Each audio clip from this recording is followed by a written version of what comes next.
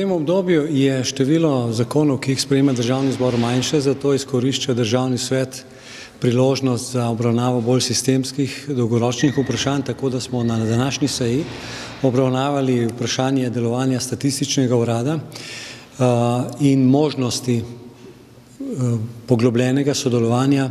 na posameznih projektih, posvetih Državnega sveta, kjer bi Državni statistični urad lahko prispeval veliko podatkov, analiz iz svojega področja delovanja. Veliko pozornosti na današnji seji smo namenili tudi obravnavi analize nacionalnega sistema integritete, ki ga je predstavila predsednica tega društva, gospa Simona Habič. V tem so bila izražena tudi nekatera kritična stališča članov Državnega sveta, da je obravnava nekaterih stebrov integritete v Sloveniji, konkretno civilne družbe, medijev in zakonodajne veje oblasti, precej pomanjkljiva, da niso tudi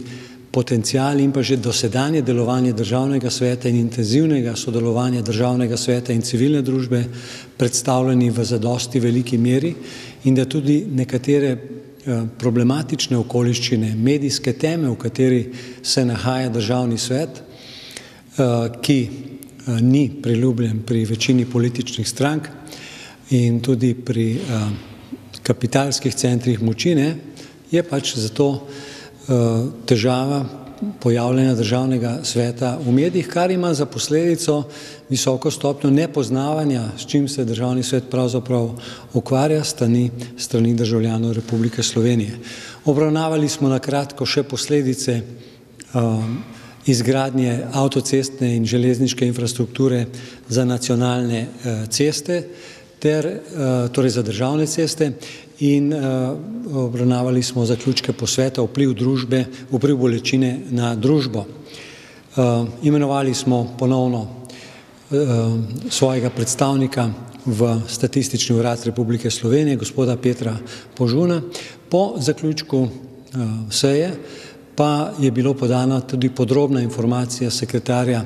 Državnega sveta o problematiki nakupa nadomestnega službenega vozila in ob tem so veliko stališč prispevali tudi državni svetniki, ki so v prepričljivi večini izrazili odločno podporo dosedanjemu korektnemu delovanju služb Državnega sveta in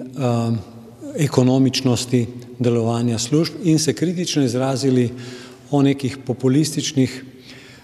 ponudbah strani predsednika Državnega zbora, dr. Viranta, kjer bi si želeli, da bi sicer njegov nekoliko vprašljiv predlog odstopa osebnega avtomobila predstavljal morda možnost za resnejši dogovor o precej velikih možnostih varčevanja na osnovi boljšega sodelovanja med Državnim svetom in Državnim zborom, kar si je Državni svet že dolga leta prizadeval.